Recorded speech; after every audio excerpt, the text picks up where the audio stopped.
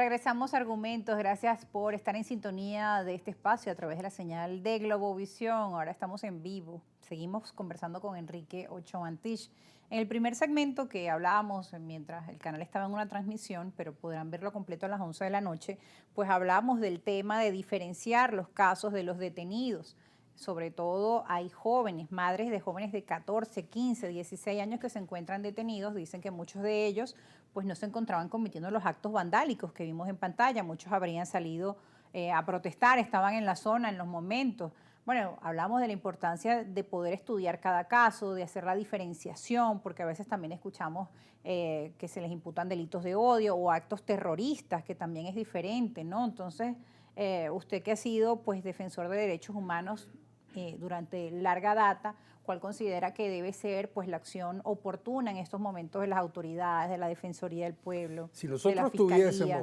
tuviésemos una Defensoría del Pueblo como Dios manda, y como manda la Constitución, por cierto, y el defensor del pueblo hablara, porque la función principal del defensor del pueblo es decir las cosas, es presentarse ante la opinión pública.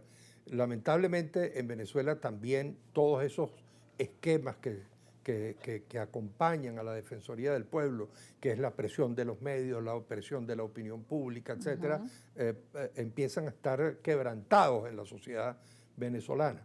Pero si tuviésemos un defensor, por supuesto, debería ser el centro de la operación política para revisar estos casos. Por eso algunos hemos propuesto, inmediatamente después del 28, la idea que te decía en la primera parte del programa, de una comisión que pueda estar constituida por ONGs, que pueda estar constituida, por supuesto, por el defensor, por el fiscal o por gente de la fiscalía, para revisar caso por caso. Y yo te decía un tema que me parece que es esencial, que me gustaría volver a repetir porque seguramente algunas personas no lo van a ver en la noche, que es un tema, vamos a decir, político, vinculado al tema de los derechos humanos, pero político en este caso, que es que la gente del gobierno tiene que preguntarse si puede ser real que en Venezuela, después de 25 años de revolución, como dicen ellos, hayan 2.000 terroristas y que hayan unos muchachos de 14, 15, 16, 17 años que son terroristas. El terrorismo obedece a una operación política calculada, meditada, premeditada. No voy a decir, por cierto, que no haya habido en algunos casos una premeditación política. Yo creo que seguramente hubo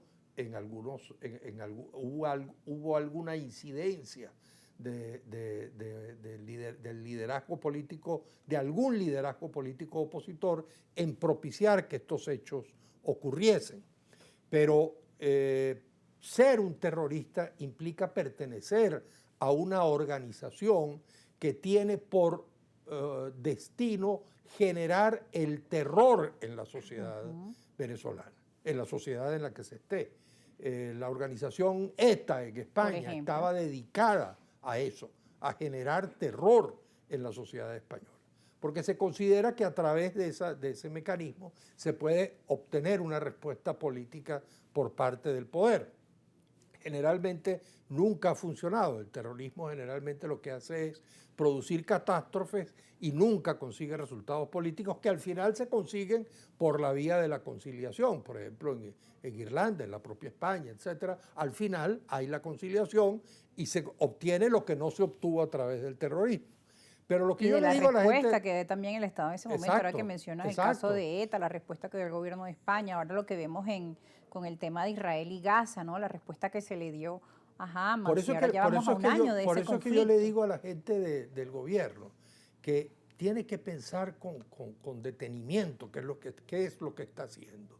Porque si la idea es imponer a troche y moche un proyecto político, sin importar si es mayoría o es minoría, sin importar incluso los preceptos de la propia Constitución que ellos aprobaron, que ellos le propusieron al país y que le pidieron al país que aprobara en referendo. Si la idea del gobierno es solamente dedicarse a que no los tumben, y esa es la función de gobierno, impedir que los tumben y entonces ejercer de manera arbitraria el poder para que eso pueda ocurrir, pues caramba, eso es muy triste.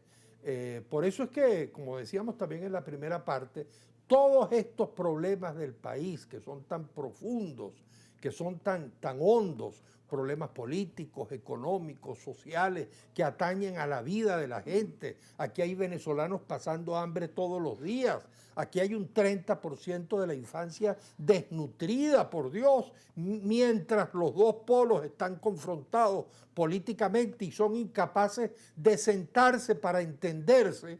Entonces el país está en el medio, destruido, en medio de esta especie de cruce de fuego entre los dos extremos. Por eso te ponía en la primera parte el ejemplo de Gaza, guardando por supuesto toda la distancia. Pero allí también los gazatíes, los palestinos humildes y sencillos, inocentes, los que no participan de la organización Hamas, han terminado pagando los platos rotos de la locura que cometió Hamas y después de la respuesta absolutamente inaceptable por parte de Netanyahu, que es exactamente la misma, solo que al revés, y todavía con mayor consecuencias, porque han ocurrido 48.000 muertes en Gaza. Bueno, uno siente que guardando la distancia, aquí no hay esa cantidad de muertos. Ha habido muertes políticas, acaba de haber 28, 29 fallecidos después del 28 de julio. Eso es muy triste para un país, pero no llegamos, por supuesto, a una situación ni siquiera como la que vivió Colombia o algo parecido. Pero tenemos en el medio un país destruido.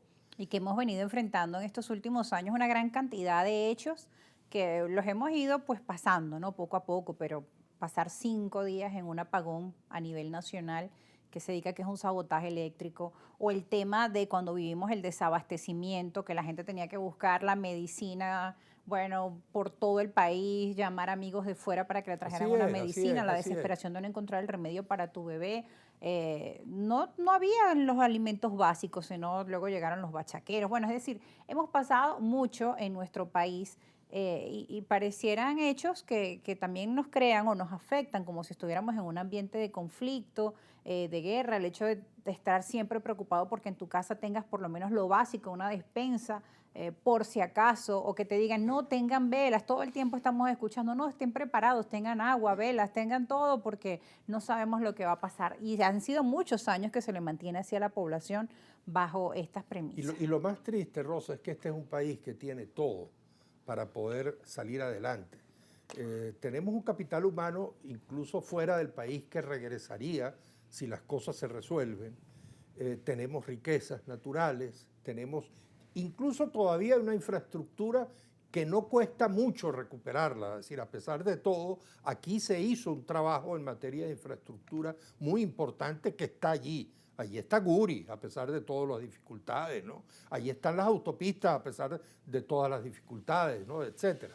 Entonces, tendríamos la oportunidad, solo si el liderazgo político tuviese la buena voluntad de sentarse a conversar, tendríamos la oportunidad de salir del pantano, de salir del agujero y dedicarnos a las cosas más elementales, que es reconstruir la institucionalidad política por un lado y la infraestructura económica por el otro. Y dar la cara al país por los problemas, ¿no?, que hoy tenemos en lo social, en lo económico. Tenemos que ir a la pausa y ya regresamos.